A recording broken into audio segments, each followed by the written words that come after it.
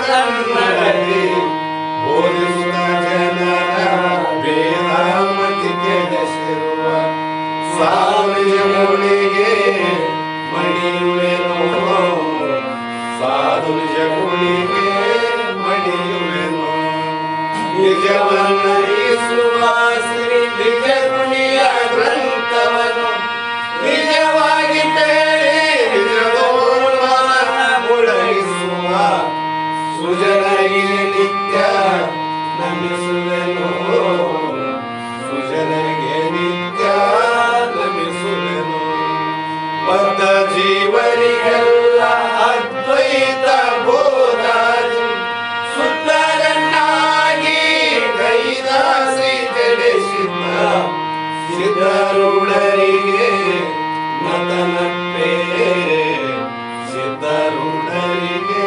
ನತನಪ್ಪೆ ಬಾಳ ಬಲವೇದಾಂತಕ್ಕೆ ಸರಿ ಬಾಳ ಗಜ್ಜನಿಗೆ ತನಕ ಬಾಳ ಕೂಗುತ್ತ ನಿರ್ಭವಿ ಶಾಂತವೆಂಬುವ ನರಿಗಳು ಬಾಳ ಶಕ್ತಿಯ ಶುವ ಗರ್ಜನೆ ಬಾಳ ಕೇಳಿದ ಬಳಿಕ ಪೂಗವು ಬಾಳ ಕೇಳಲು ಬೇಕು ಬೇಗ ಎಂಬ ಶಾಸ್ತ್ರವನ್ನು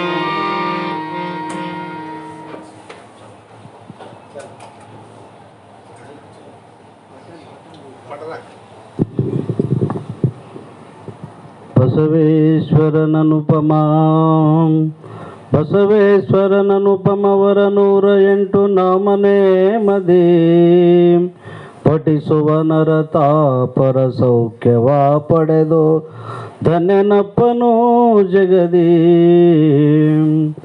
ಶ್ರೀಮಾರುಷದೀಪ ಪ್ರಸಿದ್ಧ ನಾಮ ಬಸವಲಿಂಗಂ ಧಾಮ ನಿಧಿಸಿ ಕೆಂದು ಕೋಟಿ ಧಾಮ ಸೀಮಾ ಬಸವಲಿಂಗ ತತ್ವಮಸಿ ಪದೈಕ್ಯ ವಚನ ಜ್ಞಾನಗಮ್ಯ ಬಸವಲಿಂಗ ಸತ್ವರಾಜ ತಮೋಗುಣ ಪ್ರಚರ ದೂರ ಬಸವಲಿಂಗ ಘೋರ ಪಾಪ ದೋಷ ಪುಂಜ ಕುಜಕುಟಾರ ಬಸವಲಿಂಗ ಸಾರವೀರ ಶೈವ ಸಮಯ ಚಕ್ರವರ್ತಿ ಬಸವಲಿಂಗ ವೇದಗಳಿಗೆ ನಿಲುಕದಾತ ನಾದಿ ನೀನು ಬಸವಲಿಂಗ ನಾದಮೂರುತಿಯನ್ನ ಮನದ ಕ್ರೋಧವಳಿಸೋ ಬಸವಲಿಂಗ ಹಲವು ಜನ್ಮ ಜಾತಿಗಳಲ್ಲಿ ತೊಳಲಿ ಬಂದೆ ಬಸವಲಿಂಗ ಹಲವು ಮಾತು ಯಾತಕಿನ್ನು ಬಿಡದೆ ಸಲುಹೋ ಬಸವಲಿಂಗ ಯೋನಿ ಮುಖದಿ ಪುಟ್ಟಿ ಪುಟ್ಟಿ ಮಾನಗೆಟ್ಟೆವು ಬಸವಲಿಂಗ ಮಾನವಿತ್ತು ನಮಗೆ ಭಕ್ತಿ ಮಾರ್ಗ ತೋರ ಬಸವಲಿಂಗ ಉದರ ಭೂಮಿಯಲ್ಲಿ ಇನ್ನು ಹುಟ್ಟಲಾರೆವು ಬಸವಲಿಂಗ ಮುದದೊಳೆನಗೆ ನಿನ್ನ ಪಾದ ಪದ್ಮ ತೋರೋ ಬಸವಲಿಂಗ ಎನ್ನೊಳಿರ್ದ ಭಿನ್ನ ಗುಣಗಳೆನಿಸಲುಂಟೆ ಬಸವಲಿಂಗ ನಿನ್ನ ಧರ್ಮವನ್ನು ಬಿಡದೆ ಎನ್ನ ಕಾಯೋ ಬಸವಲಿಂಗ ಕುಡಿಯುತ್ತಿರ್ಪೆ ನಾನು ನೀನು ಕುಣಿಸಿದಂತೆ ಬಸವಲಿಂಗ ತಣಿಯಲೆನ್ನ ಮನವು ನಿನ್ನ ಧ್ಯಾನದಲ್ಲಿ ಬಸವಲಿಂಗ ಸೆರಗನೊಡ್ಡಿ ಬೇಡಿಕೊಂಬೆ ಕರುಣಿಸನ್ನ ಬಸವಲಿಂಗ ಕರೆದು ಬಿಡದೆ ರಕ್ಷಿಸನ್ನ ಕರವ ಪಿಡಿದು ಬಸವಲಿಂಗ ಇನ ವಿಷಯ ಬಿಡಸಿ ನನಗೆ ಇಷ್ಟನಾಗೋ ಬಸವಲಿಂಗ ನುನೆವಿಲ್ಲದ ಮಲ ಸುಖವ ದಾನವಿಯೋ ಬಸವಲಿಂಗ ಅವವ ನಿನ್ನ ಬಿಟ್ಟು ಕಾಯುವ ರಾರು ಕಾಣೆ ಬಸವಲಿಂಗ ಅಭಯವಿತ್ತು ಎನ್ನ ಮೊರೆಯ ಲಾಲಿಸಯ್ಯ ಬಸವಲಿಂಗ ದಿಕ್ಕು ದಶೆಯು ನೀನೆ ನನಗೆ ದಿಕ್ಕು ನೋಡೋ ಬಸವಲಿಂಗ ಅಕ್ಕರಿಂದ ಕಡಿಯೋ ಎನ್ನ ಭವದ ಬೇರ ಬಸವಲಿಂಗ ಬೇಡ ಪರರ ಒಲುಮೆ ನಿನ್ನ ಬೇಡಿಕೊಂಬೆ ಬಸವಲಿಂಗ ಕಾಡದೆನಗೆ ಕುಶಲವಿತ್ತು ಕಾಯೋ ನೀನು ಬಸವಲಿಂಗ. ಬಿಡಸಿಯನ್ನ ಮನದ ಮಲಿನ ದುಡಿಗೆಯನ್ನು ಬಸವಲಿಂಗ. ತೊಡಿಸೋ ಭಕ್ತಿ ಕವಚವೆಂಬ ತೊಡುಗೆಯನ್ನು ಬಸವಲಿಂಗ. ಮೃಡನು ನೀನು ಮೂಢ ನಾನು ಕೊಡಿಸೋ ಭಕ್ತಿ ಬಸವಲಿಂಗ. ಒಡೆಯ ನೀನು ಹುಡುಗ ನಾನು ಬಿಡದೆ ಸಲುಹೋ ಬಸವಲಿಂಗ. ಶರಣ ನೀನು ನರನು ನಾನು ಮರವೆ ಹರಿಸೋ ಬಸವಲಿಂಗ. ಪರಮ ನೀನು ಜೀವ ನಾನು ಹಿತವ ತೋರೋ ಬಸವಲಿಂಗ. ಪತಿಯು ನೀನು ಸತಿಯು ನಾನು ಗತಿಯು ತೋರೋ ಬಸವಲಿಂಗ. ಗತಿಯು ಮತಿಯು ನೀನೆಯನ್ನ ಸತತ ಸಲುಹೋ ಬಸವಲಿಂಗ. ತಂದೆ ನೀನು ಎನ್ನ ಎತ್ತ ತಾಯಿ ನೀನು ಬಸವಲಿಂಗ. ಕಂದ ಬಾರೋ ಎನ್ನುತ್ತ ಎನ್ನ ಕರೆದು ಸಲುಹೋ ಬಸವಲಿಂಗ. ಮರುಗೆಡಸಿ ನಿನ್ನ ಪಾದ ಕುರು ತೋರೋ ಬಸವಲಿಂಗ. ಅರವಿರಂಚಿಗಳಿಗೆ ಬೇದ್ದೆ ನಯ್ಯ ನೀನು ಬಸವಲಿಂಗ. ಪರಮ ಭಕ್ತ ಜನಕ್ಕೆ ಪ್ರಾಣ ಪದವು ನೀನೇ ಬಸವಲಿಂಗ. ಶರಣು ಜನಕ್ಕೆ ಬೇಡಿದಿಷ್ಟ ಪದವ ನೀವ ಬಸವಲಿಂಗ. ನಂಬಿ ಭಜಿಸುತ್ತಿರ್ಪವರಿಗೆ ಇಂಬು ನೀನೇ ಬಸವಲಿಂಗ. ನಂಬಿಗಿಲ್ಲದವರ ದೇಯ ಕೊಂಬು ನೀನೇ ಬಸವಲಿಂಗ. ಮೂರು ಲೋಕದೊಳಗೆ ಪೊರೆವ ಕರ್ತ ನೀನು ಬಸವಲಿಂಗ. ಧರಣಿಯೋಳು ನಿನ್ನ ಪೋಲ್ವ ದೇವರುಂಟೆ ಬಸವಲಿಂಗ.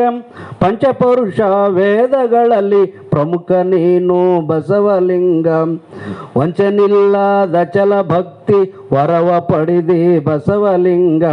ಎಂದಿಗೌದೋ ನಿನ್ನ ಕೃಪೆಯು ನನಗೆ ಪೇಳೋ ಬಸವಲಿಂಗ.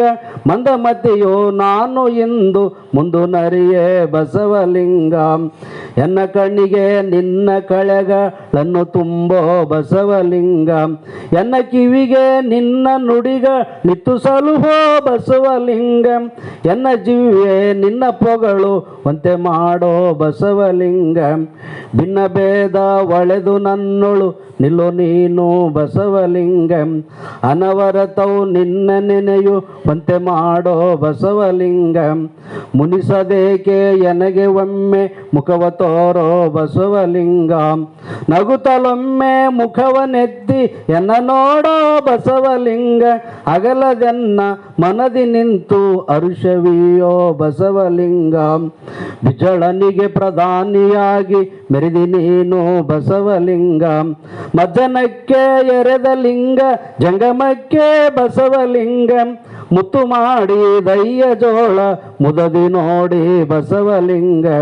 ಸತ್ಯಧರ್ಮದಿಂದ ನಡೆದ ತತ್ವಜ್ಞಾನಿ ಬಸವಲಿಂಗ. ಮಹತ್ವದಿಂದ ನಡೆದು ಮೆರದಿ ಜಗದಿ ನೀನೇ ಬಸವಲಿಂಗ. ನಾಮವಿತ್ತು ಮೆರಿದಿ ಪ್ರಮುಖ ರೊಡಿಯ ನೀನು ಬಸವಲಿಂಗ.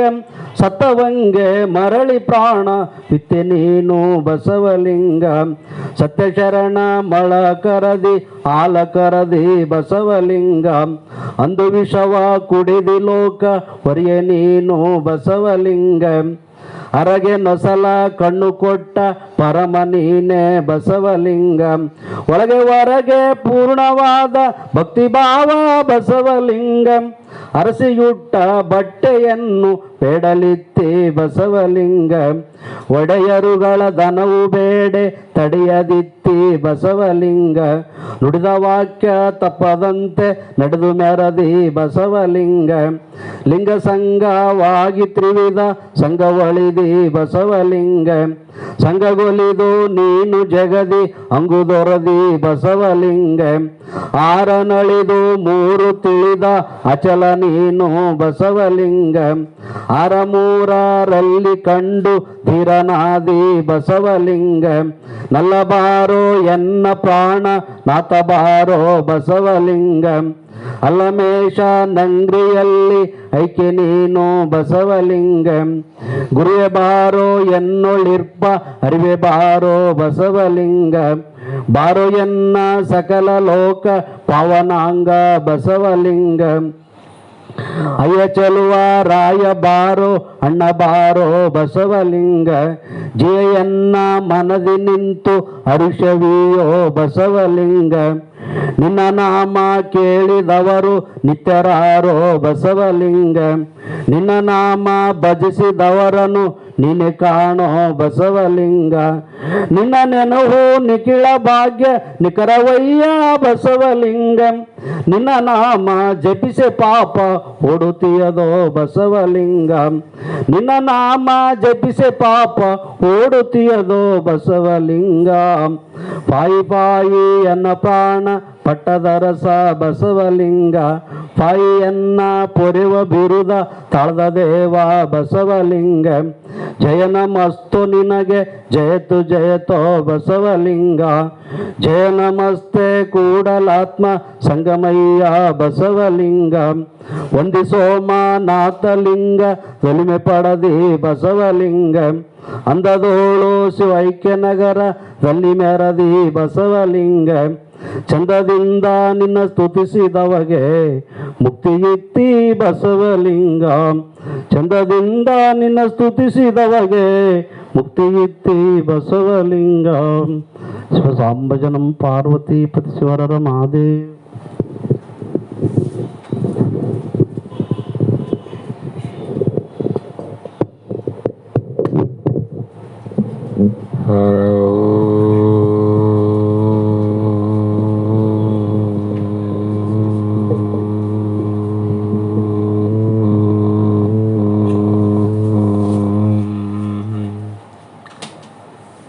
गुरुवे सर्वलोकानां विससे भवरोगिणां निधये सर्वविद्यानां दक्षिणमूर्तये नमः सिद्धसद्गुरुपादाब्जं जननी जनकसततं तत्तोपदेशकर्तारं नत्वा भक्तिपुरस्वरं जगदादि जगद्गुरु ಸಿದ್ಧಾರೂಢ ಮಹಾಸ್ವಾಮಿಗಳ ಶ್ರೀಪಾದಪದ್ಮಗಳಿಗೂ ಆರೂಢ ಜ್ಯೋತಿ ಶಿವಪುತ್ರ ಮಹಾಸ್ವಾಮಿಗಳ ಶ್ರೀಪಾದಗಳಿಗೂ ಶ್ರೋತ್ರಿಯ ಬ್ರಹ್ಮನಿಷ್ಠ ಬ್ರಹ್ಮಲೀನ ಸದ್ಗುರು ಬಸವಾನಂದರ ಚರಣ ಕಮಲಗಳಿಗೂ ಅನಂತ ದೀರ್ಘ ದಂಡ ಪ್ರಣಾಮಗಳನ್ನು ಸಮರ್ಪಿಸುತ್ತ ಸದ್ಗುರು ಸಿದ್ಧಲಿಂಗಪ್ಪ ತಾತ ಕಪಗಲ್ ಇವರನ್ನು ಮನದೋಳು ಧ್ಯಾನಿಸುತ್ತ ತಮ್ಮೆಲ್ಲರಿಗೂ ವಂದಿಸುತ್ತ ಈ ದಿನ ಈ ದಿನ ಶ್ರೀಮನ್ ನಿಜಗುಣ ಯೋಗಿಗಳು ರಚಿಸಿದಂಥ ಅನುಭವ ಸಾರ ಎನ್ನುವ ಗ್ರಂಥದ 2ನೆಯ ಸಂಧಿ 3ನೇ ಸೂತ್ರದ ಕೊನೆಯ ನುಡಿ ಇಂದಿನ ಆಧಾರದ ವಿಷಯವಾಗಿದ್ದು, ನಿನ್ನೆ ದಿನ ಯಾವ ಸದ್ಗುರುಗಳಿಗೆ ಶರಣಾಗತನಾದಂಥ ಶಿಷ್ಯನಿಗೆ ಆ ಶ್ರೋತ್ರಿಯ ಬ್ರಹ್ಮನಿಷ್ಠ ಸದ್ಗುರುನಾಥ ಆ ಶಿಷ್ಯನ ಉದ್ಧಾರಕ್ಕಾಗಿ ಕಲ್ಯಾಣಕ್ಕಾಗಿ ಕಂಕಣವನ್ನು ತೊಟ್ಟು ಅವನಿಗೆ ಮೋಕ್ಷದ ಮಾರ್ಗದಲ್ಲಿ ಯಾವುದೇ ಒಂದು ರೀತಿಯ ಸಂಶಯ ಉಳಿಯಬಾರದು ಅನ್ನೋ ಭಾವದಿಂದ ಆತನ ಸಂಶಯಗಳಿಗೆ ಅನಂತ ಸಮಾಧಾನ ಉತ್ತರವನ್ನು ಬೇಡಿ ಆತನನ್ನು ಮುಕ್ತನನ್ನಾಗಿ ಮಾಡುವುದೇ ಸದ್ಗುರುಗಳ ಉದ್ದೇಶ. ಹಾಗಾಗಿ ಇಲ್ಲಿಯವರೆಗೂ ಶಿಷ್ಯನ ಮೂಲ ಪ್ರಶ್ನೆ ಇತ್ತು, ಯಾವ ಶ್ರುತಿಯ ಪ್ರಮಾಣದಂತೆ ವೇದ ಪ್ರಮಾಣದಂತೆ ಏಕಂ ಏವಂ ಅದ್ವಿತೀಯ ಪರಬ್ರಹ್ಮನಲ್ಲಿ ಸ್ವಗತ ಭೇದ ಸಜಾತಿ ಭೇದ ವಿಜಾತಿ ಭೇದ ಇಲ್ಲದೆ ಇರುವಂಥ ಒಂದೇ ಪರಬ್ರಹ್ಮದಲ್ಲಿ ಗುರುಗಳೇ ನನಗೆ ಪ್ರತ್ಯಕ್ಷವಾಗಿ ಜಗತ್ತು ಕಾಣ್ತದ, ಮತ್ತು ಈ ಕಡೆ ಈಶ್ವರನು ಕಾಣ್ತಾನ, ಮತ್ತು ಅನಂತ ಜೀವಿಗಳು ಕಾಣ್ತೀವಿ ಅಂದಮೇಲೆ ಅದು ಒಂದೇ ಪರಬ್ರಹ್ಮ ಇಲ್ಲ, ಅದು ಅನೇಕವಾಗಿ ಪರಬ್ರಹ್ಮ ಇರಬೇಕಾಗ್ತದ. ನನಗೆ ಸಂಶಯ ಬಂದದ, ಹೇಳ್ರಿ ಎನ್ನುವ ಪ್ರಶ್ನೆಯೇ ಶಿಷ್ಯನ ಭಿನ್ನೈಕೆ. ಶಿಷ್ಯನ ಇದೇ ಪ್ರಶ್ನೆ ಅಲ್ಲ, ಒಂದೇ ಬ್ರಹ್ಮ ಅಂತೀರಿ, ಅದು ಒಂದೇ ತೋರ್ಬೇಕಾಗಿತ್ತು.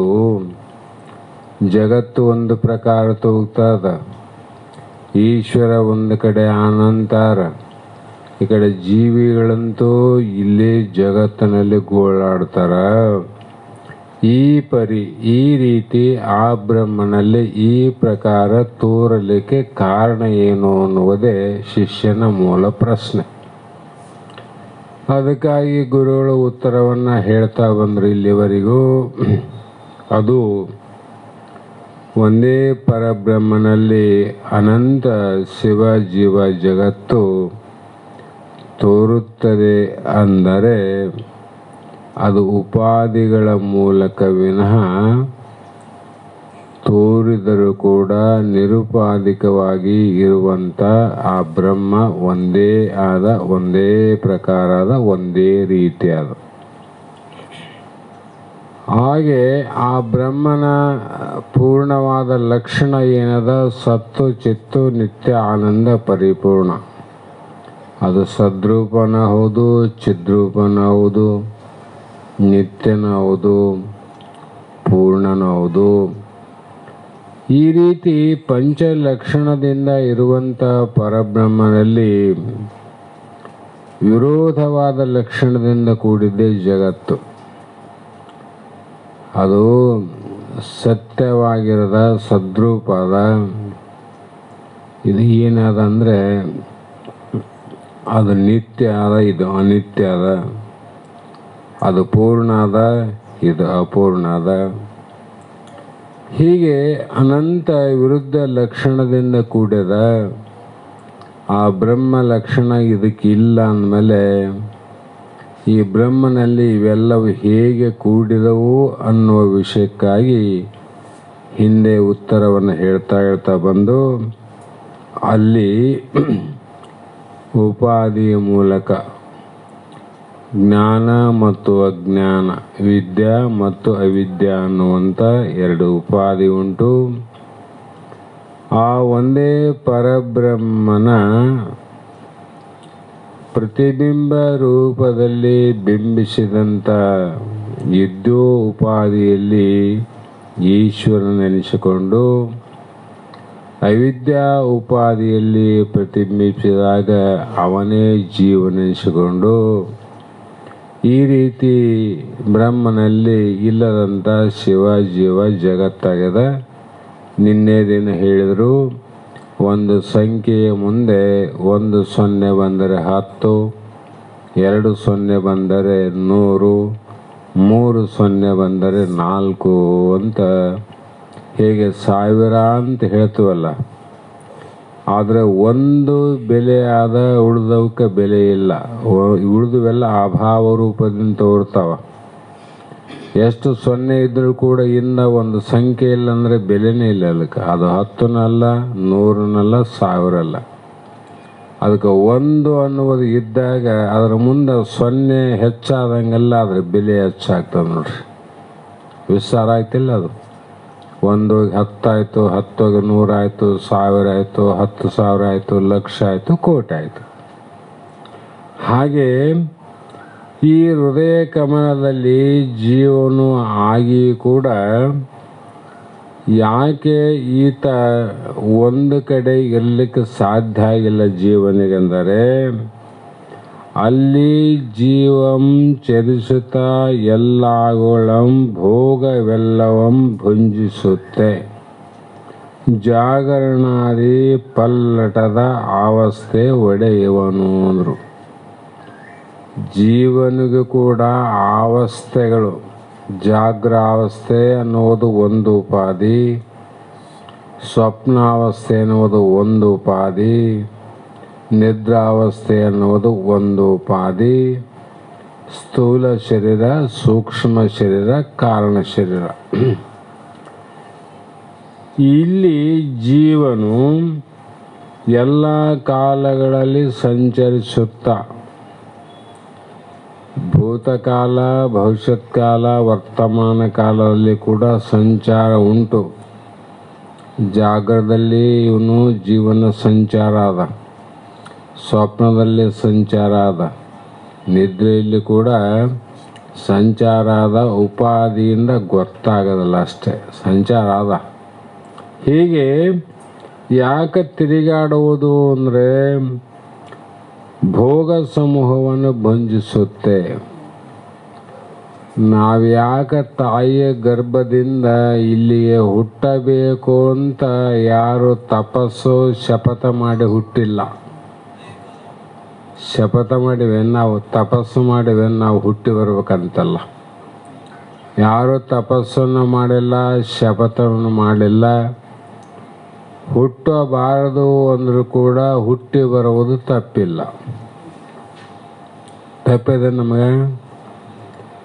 ಯಾಕೆ ತಪ್ತಾ ಇಲ್ಲ ಅಂದರೆ ಹಿಂದಿನ ಜನ್ಮದಲ್ಲಿ ಮಾಡಿದ ಕರ್ಮದ ಭೋಗದ ಫಲಗಳೇನವ, ಆ ಫಲಗಳನ್ನು ಉಣ್ಣುವುದಕ್ಕೋಸ್ಕರವಾಗಿ ಜಾಗ್ರದ ಅವಸ್ಥೆಯ ಮೊದಲು ಮಾಡಿಕೊಂಡು ಸ್ವಪ್ನ ಸುಸುಪ್ತಿ ಅವಸ್ಥೆ ಪರ್ಯಂತ ಒಂದು ಅವಸ್ಥೆಯಲ್ಲಿ ಸ್ಥಿರವಾಗಿ ನಿಲ್ಲದೆ, ಜೀವನ ಒಂದೇ ಅವಸ್ಥೆಯಲ್ಲಿ ಸ್ಥಿರನೇನು, ಜಾಗ್ರದ ಅವಸ್ಥೆಯಲ್ಲಿ ಹಿಂಗೆ ನೋಡ್ತಾ ಇರಬೇಕಪ್ಪ ಅನ್ನೋದ್ರಾಗ ನಿದ್ದೆ ಬಂದ್ಬಿಡ್ತ, ಸ್ವಪ್ನನೂ ಬರ್ತದ.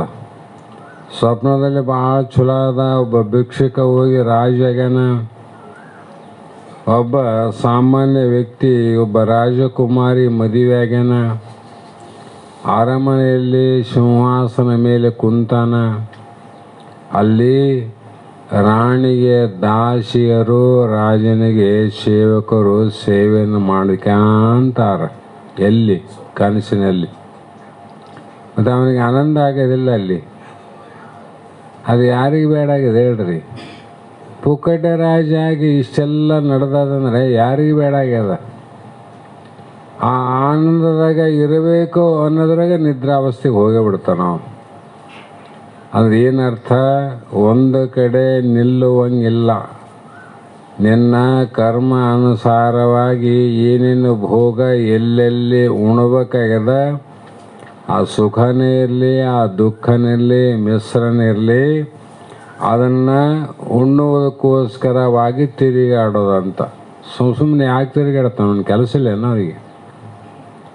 ಈಗ ಎಲ್ಲಿಂದ ಇಲ್ಲಿ ಬಂದಾರೆ, ಕೆಲಸ ಇಲ್ಲದೆ ಬಂದಾರೆ. ಏನಾದರೂ ಒಂದು ಕೆಲಸ ಉದ್ದೇಶ ಆದಂತ ಬರಬೇಕಾಗ್ತದೆ. ಇಲ್ಲಾಂದರೆ ಯಾರೂ ತಿರುಗಾಡಂಗಿಲ್ಲ. ಹುಚ್ಚ ಕೂಡ ಓಡಾಡಂಗಿಲ್ಲ. ಹುಚ್ಚನಿಗೂ ಕೂಡ ಅವನು ತಿರುಗಾಡ್ತಾನಂದರೆ ಅವನ ಪ್ರಾರಬ್ಧ ಭೋಗ ಹಂಗಾದ, ಹಿಂದಿನ ಜನ್ಮದ ಪ್ರಾರಬ್ಧ ಭೋಗ ಹಂಗಾದ. ಹುಚ್ಚಾಗಿ ಮನೆ ಹರಕ ಬಟ್ಟೆಯನ್ನು ಗಂಟನ್ನು ತಲೆ ಮೇಲಿಟ್ಟುಕೊಂಡು ನಂದು ಇದರ ಬಂಗಾರ ಅದ ಬೆಳ್ಳಿ ಆದಂತ ಚಾಕಿ ಮಾಡ್ತದೆ. ಅದು ಹಗಲು ರಾತ್ರಿ ಅದು ಅದ್ರಾಗೇನಾದ ಗಂಟಿನಾಗಂದ್ರೆ ಬರೀ ಕುಡಿದು ಬಿಸಾಕಿದ ಬಾಟ್ಲಿ, ಗ್ಲಾಸು, ಚಾದ ಕಪ್ಪು, ಅಲ್ಲಿ ಬಿದ್ದಂಥ ಹಳೆ ಬಟ್ಟೆ ಅವು. ಅದಕ್ಕೆ ಏನಾಗ್ಯದ ಅಂದರೆ ಅದೇ ದೊಡ್ಡ ಸಂಪತ್ತಾಗ್ಯದ. ಅದಕ್ಕೆ ಅದನ್ನು ಬೇಡದೇನದು ಇಲ್ಲ. ಆದರೂ ಕೂಡ ಕರ್ಮದ ಫಲ ಉಣಬೇಕಲ್ಲ. ಹಾಗಾಗಿ ಈ ಪ್ರಕಾರ ಜೀವನು ಯಾವಾಗಲೂ ಸಂಚಾರ ಮಾಡುವನಂದು ನೋಡ್ರಿ. ಯಾವಾಗಲೂ ಅಂದರೆ ಎಳೆ ಬಿಡದೆ ಅಂತ. ಇವತ್ತು ಸಂಚಾರ ಆದ ನಾಳೆ ನಾವು ಎಲ್ಲಿಗೆ ಹೋಗೋದಿಲ್ರಿ ಮಠದಾಗ ಇರ್ತೀವಂತ ಹೇಳ್ಬೋದು. ಮಠದಲ್ಲಿದ್ದರೂ ಕೂಡ ಜೀವನ ಸಂಚಾರ ನಡೆದದ. ಅವನ ಸಂಚಾರ ನಡೆದದ. ಕುಂತನು ಸಂಚಾರ, ನಿಂತನು ಸಂಚಾರ.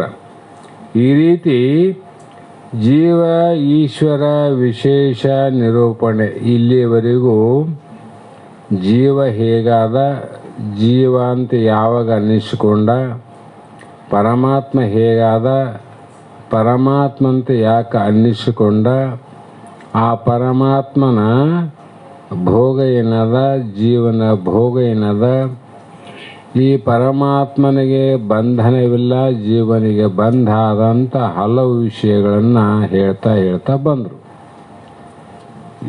ಇಷ್ಟೆಲ್ಲವನ್ನ ಶಿಷ್ಯ ಕೇಳ್ತಾ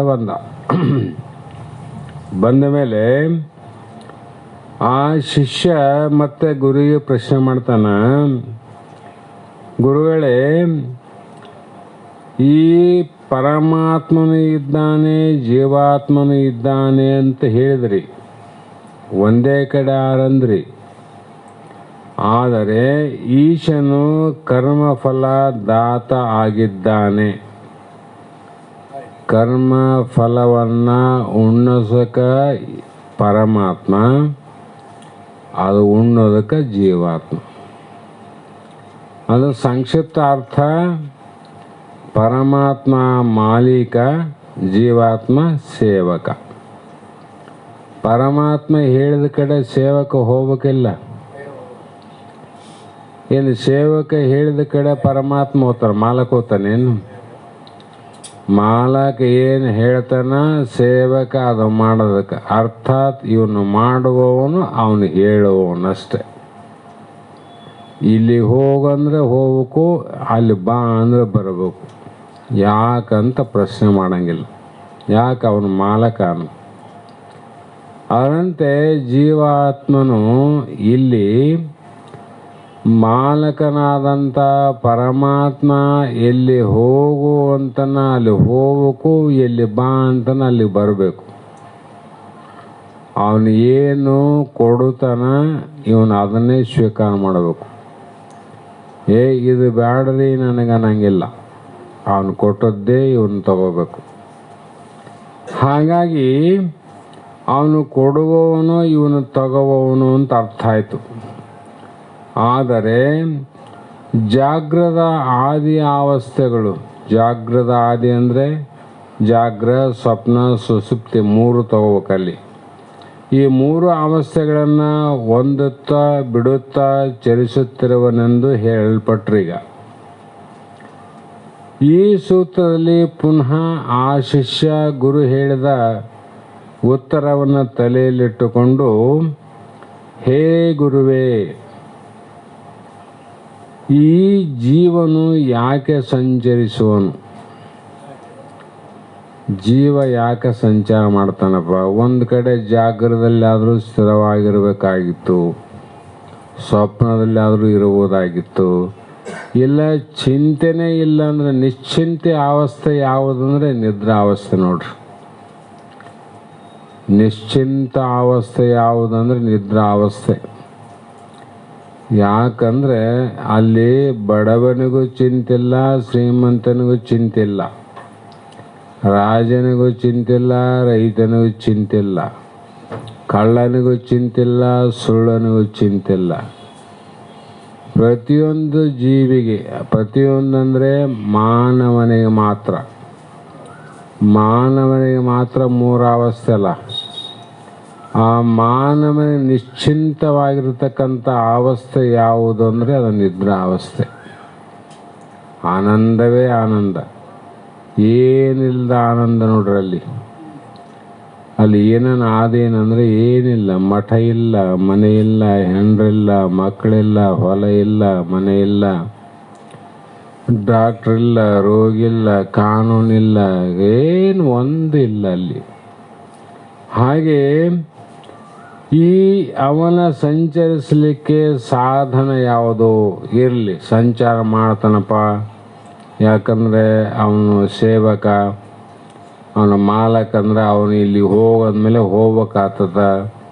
ಅದಕ್ಕಾಗಿ ಅವನು ಆಜ್ಞೆಯನ್ನು, ಪರಮಾತ್ಮನ ಆಜ್ಞೆಯನ್ನು ಜೀವಾತ್ಮ ಪಾಲನೆ ಮಾಡಲೇಬೇಕು, ಮಾಡಲಿ.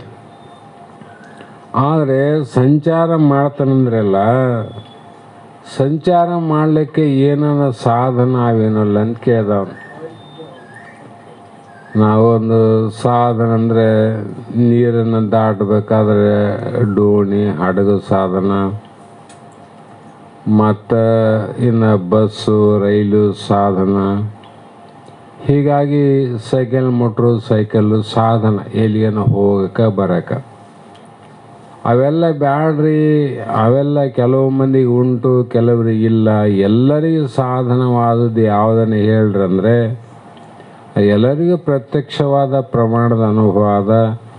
ನಾವು ಸಂಚಾರ ಮಾಡಬೇಕಾದ್ರೆ ನಮ್ಮ ಕಾಲುಗಳೇ ಸಾಧನ, ಹೌದಿಲ್ಲ? ಕಾಲುಗಳಿಂದ ಸಂಚಾರ ಮಾಡಕ್ಕೆ ಬರ್ತದೇನು? ಮತ್ತು ಜೀವಾತ್ಮ ನಿರಾಕಾರ ಅಂತ್ರಿ, ಹೌದು? ಜೀವ ನಿರಾಕಾರ ಅಲ್ಲ. ಶಾಸ್ತ್ರ ಅಂದರೆ ಇದು ನ್ಯಾಯಶಾಸ್ತ್ರ, ಅನುಭವಕ್ಕೆ ಹೋಗೋದಿದು. ಇದು ಎಲ್ಲಿನ ಕುಂತು ಕಟ್ಟಿಗೆ ಮಾತಾಡಿ ಮುಕ್ತಿ ಹೊಂದಿವಿ ಅಂತೇಳಿ ಮತ್ತೆ ನರಕಕ್ಕೆ ಹೋಗೋದಲ್ಲ, ಇದು ಸ್ವರ್ಗಕ್ಕೆ ಹೋಗೋದನ್ನಲ್ಲ, ಮುಕ್ತಿ ಆಗೋದು. ಜನನ ಮರಣದಿಂದ ಬಿಡುಗಡೆ ಆಗಿ ಮುಕ್ತಿ ಆಗೋದು ಇದು. ಅದಕ್ಕಾಗಿ ಶಿಷ್ಯ ಇಷ್ಟರ ಮಟ್ಟಿಗೆ ಹೊಳಗೋಗಿ ತೆಗಿತಾನೆ, ಅಷ್ಟರ ಮಟ್ಟಿಗೆ ಅವನಿಗಿಂತ ಹೊಳಗೋಗಿ ಗುರು ತನ್ನ ಆನಂದದ ಅನುಭವವನ್ನು ಶಿಷ್ಯನಿಗೆ ಹೊರಗೆ ಹಾಕ್ಬೇಕಾಗ್ತದೆ. ಅವನು ನಿರಾಕಾರನಲ್ಲಪ್ಪ. ಅವನು ಯಾವ ಸಾಧನದಿಂದ ಸಂಚಾರ ಮಾಡ್ತಾನೆ ಗುರುವೇ? ಯಾಕೆ ಸಂಚಾರ ಮಾಡ್ತಾನ? ಒಂದು, ಸಂಚಾರ ಮಾಡಿದ್ರೆ ಮಾಡಲಿ, ಸಂಚಾರ ಮಾಡಲಿಕ್ಕೆ ಸಾಧನೆ ಯಾವುದು? ಎರಡನೇ ಪ್ರಶ್ನೆ. ಮತ್ತು ಅವನು ಎಲ್ಲೆಲ್ಲಿ ಹೋಗಿ ಸಂಚಾರ ಮಾಡಿ ಬರ್ತಾನ? ದೇಹದಲ್ಲಿ ಎಲ್ಲೆಲ್ಲಿ ಹೋಗ್ತಾನಪ್ಪ ಅವನು? ಏನು ಒಮ್ಮೆಲೆ ಕಿವಿ ಕಡೆ ಹೋಗಿ ಶಬ್ದದ ಕಡೆ ಸಂಚಾರ ಮಾಡ್ತಾನೋ, ಸ್ಪರ್ಶದ ಕಡೆ ಮಾಡ್ತಾನೋ, ರೂಪದ ಕಡೆ ಮಾಡ್ತಾನೋ, ರಸದ ಕಡೆ ಮಾಡ್ತಾನೋ, ಗಂಧದ ಕಡೆ ಮಾಡ್ತಾನೋ? ಯಾಕಂದ್ರೆ 5 ದಾರಿ ಆವಲ್ಲಿ, ಇಲ್ಲಿ ರೋಡ್, ಮೇನ್ ರೋಡ್, NH ಇವು, ಅದಕ್ಕಿಂತ ಶುದ್ಧವಾದವು ಏನಿಲ್ಲ ಅಲ್ಲಿ. ಮತ್ತು ಈ ಶಬ್ದದ ಕಡೆ ಹೋಗ್ಬೇಕಾದ್ರೆ ಈ ಕಡೆ ಬರ್ಬೇಕಲ್ಲ ಅವನು. ಮತ್ತು ಹೆಂಗೆ ಹೋಗ್ತಾನೆ ಅಲ್ಲಿಗೆ? ಏನು ಸಾಧನ ಮಾಡಿಕೊಂಡು ಆ ಕರ್ಣದ ಕಡೆ ಹೋಗ್ತಾನ.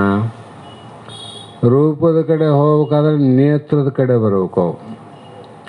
ನೇತ್ರದ ಕಡೆ ಹೋಗ್ಬೇಕಾದ್ರೆ ಏನು ಸಾಧನ ಮಾಡ್ತಾನ? ಮತ್ತು ಇಲ್ಲಿ ನಮ್ಮಲ್ಲಿ ಅನಂತ ವ್ಯವಸ್ಥೆ ಅವಲ್ಲ. ಆಕಾಶದ ಮೇಲೆ ಸಂಚಾರ ಮಾಡಬೇಕಾದ್ರೆ ವಿಮಾನ ಬೇಕು, ನೀರಿನಾಗ ಸಂಚಾರ ಮಾಡಬೇಕಾದ್ರೆ ಡೋಣಿ ಬೇಕು, ಭೂಮಿ ಮೇಲೆ ಸಂಚಾರ ಮಾಡಬೇಕಾದ್ರೆ ರೈಲು ಬೇಕು, ಬಸ್ಸು ಬೇಕು, ಟ್ರ್ಯಾಕ್ಟರ್ ಬೇಕು. ಒಂದೇ ಪ್ರಕಾರ ಸಂಚಾರ ಮಾಡಕ್ಕೆ ಬರ್ತದ? ಈ ಟ್ರ್ಯಾಕ್ಟ್ರು, ಜೀಪು, ಕಾರು ಆಕಾಶಕ್ಕೆ ಹೋಗ್ತವೆ ನೀವು? ಇವು ಅಲ್ಲಿ ಹೋಗೋದಿಲ್ಲ, ಅವು ಬಂದು ಇಲ್ಲಿ ಹೋಗೋದಿಲ್ಲ. ವಿಮಾನ ಅಲ್ಲೇ ಸರಿ, ಇವು ಇಲ್ಲೇ ಸರಿ. ಹೀಗೆ ಶಿಷ್ಯ ಸಂಚಾರ ಮಾಡ್ತಾನೆ. ಯಾವ ಯಾವ ಭೋಗ್ಯಗಳನ್ನು ಭಂಜಿಸುತ್ತಾನೆ, ಯಾವುದ್ಯಾವುದನ್ನು ಊಟ ಮಾಡ್ತಾನೆ, ಎಲ್ಲೆಲ್ಲಿ ಹೋಗಿ, ಯಾವ್ಯಾವ ಊರಿಗೆ ಹೋಗಿ, ಯಾವ್ಯಾವ ಹೋಟ್ಲಕ್ಕೆ ಹೋಗಿ ಏನೇನು ತಿಂದು ಬರ್ತಾನ. ಅಲ್ಲಿ ಮತ್ತು ಅನಂತ ವಸ್ತುಗಳಿರ್ತಾವ ಒಂದು ಹೋಟ್ಲಕ್ಕೆ ಹೋದಾಗ. ಮತ್ತು ಎಲ್ಲರೂ ಹೋಟ್ಲಕ್ಕೆ ಹೋಗ್ತೀವಿ, ಆ ಹೋಟೆಲ್ದಲ್ಲಿ 10-20 ಪದಾರ್ಥಗಳನ್ನು ಮಾಡಿರ್ತಾರೆ. ಅಂದರೆ ಎಲ್ಲರೂ ಒಂದೇ ತಿಂತಾರಂತ ಅಲ್ಲ ನೋಡು. ನಿನಗೆ ಇಷ್ಟ ಆದದ್ದು ನನಗಾಗೋದಿಲ್ಲ, ನನಗಾದ ನಿನಗಾಗೋದಿಲ್ಲ. ಅನಂತ ಪ್ರಕಾರ ಅಂತ ಅರ್ಥ ಆಯಿತು. ಅನಂತ ಪ್ರಕಾರದ ಇಚ್ಛೆ ಇದ್ದ ಜೀವಿಗಳಾವಂತ ತಿಳ್ಕೊಂಡು ಹೋಟೆಲ್ದಲ್ಲಿ ಅನಂತ ಪ್ರಕಾರದ ದಿನಸು ಮಾಡ್ತಾರೆ ಅವರು. ಇಡ್ಲಿ ವಡ ಅಂತ ಒಬ್ಬನಂದ್ರೆ, ಉಪ್ಪಿಟ್ಟು ಶಿರ ಅಂತ ಇನ್ನೊಬ್ಬನಂತಾನ, ದೋಸೆ ಪೊಂಗಲ್ ಅಂತ ಒಬ್ಬನಂತಾನ. ಅನಂತ ಪ್ರಕಾರ ಅವಂತ ಅರ್ಥ ಆಯ್ತಲ್ಲ. ಅದೇ ಪ್ರಕಾರವಾಗಿ ಇವನು ಸಾಧನಗಳಿಂದ ಸಹಿತನಾಗಿ ಹೋಗಿ ಅವನು ಭೋಗ ಮಾಡ್ತಾನೋ, ಸಾಧನಗಳಿಲ್ಲದೆ ಭೋಗಿಸ್ತಾನೋ. ಈಗ ನಾವು ಏನಾದರೂ ರಸದ ರುಚಿ ನಮಗೆ ಗೊತ್ತಾಗಬೇಕಾದ್ರೆ ನಮ್ಮ ಸಾಧನ ನಾಲಿಗೆ ಬೇಕು. ನಾಲಿಗೆ ಇಲ್ಲದ ರುಚಿ ಗೊತ್ತಾಗ್ತ ನಿನಗೆ. ಶಬ್ದದ ಜ್ಞಾನ ಆಗಬೇಕಾದ್ರೆ ನಿನಗೆ ಕಿವಿ ಸಾಧನ ಬೇಕಲ್ಲ, ಮೊದಲೇ ಹೇಳಿನಲ್ಲ. ಅದರಂತೆ ಇವನಿಗೆ ಸಾಧನ ಆವಂತಿದ್ದೋ ಇಲ್ಲಂತಿದ್ದೋ. ಸಾಧನ ಅಂದರೆ ಅವನು ಜೀವ ಸಗುಣ ಆಗ್ತಾನೆ. ನಮ್ಮಂಗ ಮನುಷ್ಯ ಇದ್ದಂಗೆ ಕೈ ಕಾಲು ಕಿವಿ ಇದ್ದಂಗೆ ಒಳಗೊಬ್ಬನ ಬ್ಯಾರ ಅಂತ ಅರ್ಥ. ಸಾಧನ ಇಲ್ಲಂತಿದ್ದಿ ಇಲ್ಲಂದ್ರೆ ಹೆಂಗೆ ತಿಳ್ಕಂತಾನ? ಬೇಕಲ್ಲ. ನನಗೆ ಸಂಶಯ ಅವಂತ ಶಿಷ್ಯ, ನನಗೆ ಸಂಶಯ ಅವ. ನೀವು ಬಲ್ಲವ್ರೀರಿ, ನೀವು ಅನುಭವ ಆಗ್ಯದ, ನಿಮ್ಮ ದೃಢ ಪರೋಕ್ಷ ಜ್ಞಾನ ಆಗ್ಯದ, ನಾನೇ ಪರಬ್ರಹ್ಮ ಸ್ವರೂಪ ಅಂತ ನೀವು ತಿಳ್ಕೊಂಡ್ರಿ, ನೀವು ಮುಕ್ತರಾಗಿರಿ, ನಮ್ಮದೇನು ತಪ್ಪಿಲ್ಲ. ನಾನು ಅಮುಕ್ತನಿದ್ದೇನೆ, ನಾನು ಅಜ್ಞಾನಿ ಇದ್ದೇನೆ, ನಾ ಬಡವನಿದ್ದೇನೆ, ನಾ ದೀನನಿದ್ದೇನೆ. ದಯಾವಂತರಾದ ತಾವೇ ನನಗೆ ಹೇಳಿ ಉದ್ಧಾರ ಮಾಡಬೇಕು ಅನ್ನುವಂಥ ಪ್ರಶ್ನೆಯನ್ನು ಮಾಡಿ, ಮತ್ತೆ ಇವನು ತಿರುತನ ಹೋತನ ಇವೆಲ್ಲ ಕೇಳ್ತೇನೆ, ಎಲ್ಲದಕ್ಕೂ ಉತ್ತರ ನೀವು ಹೇಳ್ತೀರಂತ ನನಗೆ ಗೊತ್ತಾದಂಥ ನಾವು ಶಿಷ್ಯ. ನಾನೇನು ಸುಮ್ಮನೆ ಕೇಳಕತ್ತಿಲ್ಲ ನಿಮ್ಗೆ. ನಾನು ಈ ಹೋಟ್ಲಿಗೆ ಬಂದೀನಂದರೆ ನಾ ಏನು ಕೇಳ್ತೀನಿ, ಕೇಳಿದ್ದೆಲ್ಲ ನೀವು ಕೊಡ್ತಾರಂತ ಗ್ಯಾರಂಟಿ ಆದಂತ ಬಂದೀನಂತ. ನಾವು ಎಲ್ಲ ಸಣ್ಣ ಪುಟ್ಲ ಹೋಟ್ಲಾಗ ಹೋದ್ರೆ ನಾನೇ ಕೇಳ್ತಿದ್ದೆ ಇದನ್ನು. ನಿಮ್ಮ ದೊಡ್ಡ ಹೋಟ್ಲದ, ಅದಕ್ಕೆ ಯಾರು ಏನು ಕೇಳ್ತಾರೆ ಕೇಳಿದ್ದನ್ನು ಮಾಡಿ ಕೊಡುವಂಥ ತಾಕತ್ತು ಸಾಮರ್ಥ್ಯ ಆದಂತ ನಾವು ದೊಡ್ಡ ಹೋಟ್ಲಿಗೆ ಬಂದೀವಿ. ಮತ್ತು ನಾನು ಕೇಳಿದ ಸರ್ವ ಪ್ರಶ್ನೆಗಳ ಉತ್ತರವನ್ನು ನೀವು ನೀಡುತ್ತಾರಂತ ನಿಮ್ಮಂಥ ದೊಡ್ಡ ಗುರುಗಳಲ್ಲಿ ನಾ ಬಂದೀನಿ. ಇಲ್ಲಂದರೆ ಮೊದಲು ಗುರುಗಳಿದ್ರಲ್ಲ ಅವರಲ್ಲಿ ಹೋಗ್ತಿದ್ದೆ ನಾನು. ಹೀಗಾಗಿ ಅವನು ತನ್ನ ಸ್ವ ಇಚ್ಛೆಯಿಂದ ಹೋತನೋ ಮತ್ತು ಹಿಂದೆ ಯಾರನ್ನು ದಬ್ಬರಾರೋ? ಸ್ವ ಇಚ್ಛೆಯಿಂದ ಹೋಗ್ತಾನೋ ಪರ ಇಚ್ಛೆಯಿಂದ ಹೋಗ್ತಾನೋ? ಈಶ್ವರ ಇಚ್ಛೆ ಬಹಳ ಪ್ರಾರಬ್ಧಕ್ಕೆ ಹೋದಾಗ ಗೊತ್ತಾಗ್ತೇವು. ಹಾಗಾಗಿ ಗುರುಗಳು ಮುಂದೆ ಹೇಳ್ತಾರ, ಹೇ ಶಿಷ್ಯನೇ ಹೇಳುತ್ತೇನೆ ಕೇಳು, ಜೀವನ ಎಡೆಯಾಟದಿಂದ ಏನಹುದು ಎಲ್ಲವಂ ದೇವ ಪೇಳು ಎನಗೆ ಎಂದೊಡೆ ವರೆವನು ಅವನು ಅಂದು. ಇಷ್ಟೆಲ್ಲ ಪ್ರಶ್ನೆಗಳನ್ನು ತಂದು ಮುಂದಿಟ್ಟು ಗುರುವಿಗೆ ಶರಣಾಗತನಾಗಿ, ಗುರುವೇ ಉದ್ಧರಿಸು ಅಂತ ಹೇಳಿ, ಈ ಜೀವನ ಹೃದಯ ಕಮಲದಲ್ಲಿ ಸಂಚಾರ ಮಾಡಲಿಕ್ಕೆ ಏನೇನು ಸಂಚಾರ ಮಾಡುವಾಗ ಆಗುತ್ತದೆಯೋ ಅದೆಲ್ಲವನ್ನು ನನಗೆ ಸಾಧನೆಗಳನ್ನು ಹೇಳ್ರಿ, ಅವನು ಭೋಗಿಸುವ ವಸ್ತುಗಳನ್ನು ಹೇಳ್ರಿ. ಸ್ವಂತ ಸಂಚಾರ ಮಾಡ್ತಾನೋ, ಇನ್ನೊಬ್ಬರ ಆಜ್ಞೆಯ ಮೇರೆಗೆ ಸಂಚಾರ ಮಾಡ್ತಾನೋ, ಎಷ್ಟು ನಾನು ಕೇಳಿನಿ ಅಷ್ಟೆಲ್ಲವನು ಹೇ ದೇವ ಪೇಳು ಎನಗೆ. ದೇವ ಅಂದ ನೋಡ್ರಿ. ಯಾಕೆ ದೇವ ಅಂತಂದರೆ, ದೇವಾನುದೇವತೆಗಳಿಂದಲೂ ಕೂಡ ಪರಿಹರಿಸಲಿಕ್ಕೆ ಆಗದ ಅಜ್ಞಾನವನ್ನು ನಾಶಪಡಿಸಲಿಕ್ಕೆ ಆಗದಂಥ ಸಾಮರ್ಥ್ಯ ಶಕ್ತಿ ಉಂಟದ್ದು ಯಾರಿಗೆ ಅಂದರೆ ಶ್ರೀ ಮಹಾದೇವಂಗೆ, ಸುಖಪೂರ್ಣ ಧಾಮಂಗೆ, ಸತ್ಯ ಚಿತ್ರೂಪಂಗೆ ಹೇಳ್ಕಂತ ಬಂದಾರಲ್ಲ ಹಿಂದೆ. ಅಂತ ಸಾಕ್ಷಾತ್ ಭರ್ಗೋ ನರಾಕೃತಿ ಅಜ್ಞಾನಿಗಳ ದೃಷ್ಟಿಯಲ್ಲಿ ಎಲ್ಲರಂತೆ ತಾಯಿಯ ಗರ್ಭದಿಂದ ನವಮಾಸದಿಂದ ಯಾವ ಸಪ್ತಧಾತು ಸಮಂಪಿಂಡದಿಂದ ರಕ್ತ ಮಾಂಸ ಮಜ್ಜ ಎಲುಬು ಚರ್ಮಗಳಿಂದ ಕೂಡಿದಂಥ ದೇಹವನ್ನು ಜಗತ್ತಿನಾಗೆ ಎಲ್ಲರೂ ತೊಟ್ಟು ಬಂದಾರ. ಎಲ್ಲರೂ ಅದೇ ಸಾಮಾನು. ನಿನ್ನಲ್ಲಿ ಕೂಡ ಅವೇ ಅವ, ಇಲ್ಲಂತಲ್ಲ. ನಿನ್ನಲ್ಲಿ ಕೂಡ ಅವೇ ಅವ. ಆದರೆ ಎಲ್ಲರೂ ಈ ರಕ್ತ ಮಾಂಸ ಸಪ್ತ ಧಾತುವಿನಿಂದ ಪಂಚಮಹಾಭೂತದಿಂದ ಹುಟ್ಟಿದ ಈ ಮಾಯಾ ಶರೀರವನ್ನು ಹುಟ್ಟಿ ತೋರಿ ನಾಶ ಆಗುವಂಥ ಮಣ್ಣು ಬೊಂಬೆಯಂತೆ ತನುವೈದನು.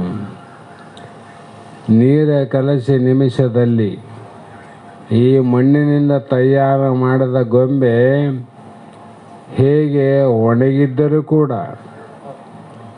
ಆ ನೀರಿನಲ್ಲಿ ಆ ಒಣಗಿದ ಮಣ್ಣಿನ ಗೊಂಬೆಯನ್ನು ಇಟ್ಟು ಒಂದು ನಿಮಿಷ ನೋಡೋರೊಳಗಾಗಿ ಕರಿ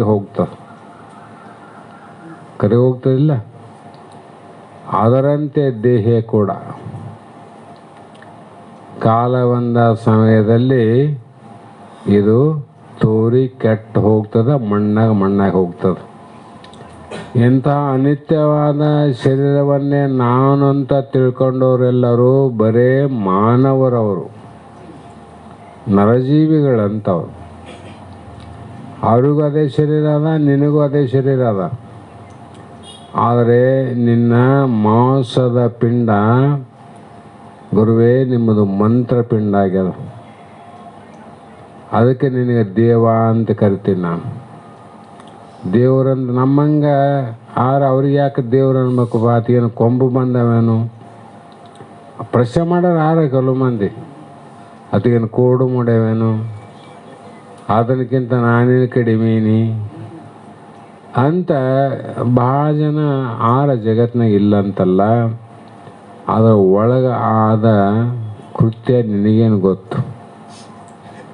ಆ ಮಹಾತ್ಮರ ಒಳಗಡೆ ಏನಾಗದ ಶರೀರ ಅಂದರೆ ಮಾಂಸಪಿಂಡ ಹೋಗಿ ಮಂತ್ರಪಿಂಡ ಆಗಿರ್ತದೆ. ಅಂದ್ರೇನು? ಈ ಶರೀರದಿಂದ ಎಂದೋ ಅವರು ಕಡಿಗಾಗಿರ್ತಾರೆ. ಶರೀರದಿಂದ ಕಡಿಗಾದವರು ದೇವರು, ಶರೀರದ ಕೂಡಿದವರು ದೆವ್ವರು ಅಷ್ಟೇ. ಶರೀರದ ಕೂಡಿವಲ್ಲ ನಾವೆಲ್ಲ ಅಜ್ಞಾನಿಗಳು. ಶರೀರವೇ ನಾನಂತ ಕೂಡಿ ದೆವ್ವ ಅಂತೇವು. ಈ ಶರೀರದಿಂದ ಕಡಿಗಾದವರು ಅದು ಕಡಿಗೆ ಹೇಗೆ ಆಗಕ್ಕೆ ಬರ್ತಂತ ಭಾಳ ಚಂದ ಹೇಳೀನಿ, ನೆನ್ಪಿಟ್ಗಾರಿ. ಸಾಮಾನ್ಯವಾಗಿ ಸುಗರೇಶ್ವರ ಗುಡಿ ಹೋಗುವಾಗ ತೆಂಗಿನಕಾಯಿ ತಗೊಂಡು ಹೋಗ್ತೀರಿ. ಕಾಯಿಯನ್ನು ಹೊಡೆದಾಗ 2 ಹೋಳಾಗ್ತದೆ. ಇಲ್ಲ ಒಂದು 2 ಏಟು ಹೆಚ್ಚಿಗೆ ಹೊಡೆದ್ರೆ ಚೂರು ಆಗೋಗ್ತದೆ. ಚಿಪ್ಪಿಟ್ಟಿಟ್ಟು ಚಿಪ್ಪು, ಆ ಚಿಪ್ಪು ಎಷ್ಟದ ಅಷ್ಟೇ ಕೊಬ್ಬರಿ ಚಲ್ಲಪಿಲ್ಲಿ ಆಗ್ತವಿಲ್ಲ. ಯಾಕಾಯ್ತು ಅಂದರೆ ಕೊಬ್ಬರಿ ಆ ಚಿಪ್ಪಿಗೆ ಹತ್ತದ. ಚಿಪ್ಪಿಗೆ ಅಂಟಿದ ಕಾರಣ ಚಿಪ್ಪಿಗೆ ಹೊಡೆದ್ರೆ ಕೊಬ್ಬರಿಗೆ ಏಟು ಬರ್ತದೆ ನೋಡ್ರಿ. ಕೊಬ್ಬರಿಗೆ ಹೊಡೆದ್ರೆ ನೀವು ಹೊಡೆದು ಚಿಪ್ಪಿಗೆ ಏಟು ಬಿದ್ದದ್ದು ಯಾವುದಕ್ಕೆ? ಕೊಬ್ಬರಿಗೆ.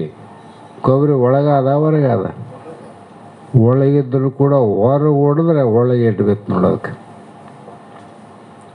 ಯಾಕ? ಕೊಬ್ಬರಿಗೆ ಅಂಟದ ಅಂತ. ಅದರಂತೆ ಇನ್ನೊಂದು ಕಾಯಿ ಇರ್ತದೆ, ಆಮೇಲೆ ಚಿಪ್ಪಿ ಹೊಡೆದ್ರೆ ಚಿಪ್ಪೆ ಚೂರು ಆಗ್ತದೆ, ಕೊಬ್ಬರಿ ಮಾತ್ರ ಗಿಟಗಾಗಿ ಚೂರು ಏನಾಳ್ದ ಹಂಗೆ ಬಂದ್ಬಿಡ್ತ. ಗೊಂಡಕ್ಕೆ ಹೆಂಗಿದ್ದದು ಹಂಗೆ ಇರ್ತದೆ. ಒಣಗಿರ್ತಲ್ಲ ಕೊಬ್ಬರಿ, ಅದು ಒಳಗಾದ ಹೊರಗಾದ? ಒಳಗಾದಲ್ಲ. ಇದು ಯಾಕೆ ಛಿದ್ರ ಆಯಿತು? ಇದಕ್ಕೆ ಯಾಕೆ ಆಗಲಿಲ್ಲ? ಅದು ಒಳಗೆ ಕೊಬ್ಬರಿಯಿಂದ ಕಡೆಗೆ ಆಗ್ಯದ. ಮೊದಲೇ ಕೊಬ್ಬರಿಯಿಂದ ಕಡೆಗೆ ಆಗ್ಯದ. ಕೊಬ್ಬರಿಗೆ ಚಿಪ್ಪಿನಿಂದ ಕಡೆಗೆ ಆಗ್ಯದಲ್ಲ. ಚಿಪ್ಪಿಗೆ ಏನಾದರೂ ಕೂಡ ಕೊಬ್ಬರಿಗೆ ಏನಾಗೋದಿಲ್ಲ ನೋಡ್ರಿ. ವ್ಯತ್ಯಾಸ ಆಗೋದಿಲ್ಲ. ಅದರಂತೆ ಜ್ಞಾನಿಗಳು ಈ ದೇಹದಿಂದ ಒಳಗೆ ಕಡೆಗೆ ಇರ್ತಾರೆ. ದೇಹ ಒಂದು ಕಾಯಿ ಇದ್ದಂಗೆ, ಚಿಪ್ಪಿದ್ದಂಗೆ ಇದು. ಇದಕ್ಕೆ ದೇಹ ನಾನು ಅನ್ನುವಂಥ ಬುದ್ಧಿ ಅಂಟಿತ್ತು ಅಂದರೆ ಇದಕ್ಕೇನಾನ ಆಯ್ತು ಅಂದ್ರೆ ನನಗಾಯ್ತು ಯಪ್ಪೋ ಅಂತ ಬಿದ್ದ ಹೋತ ನಾವು, ಸತ್ತ ಹೋತಾನ.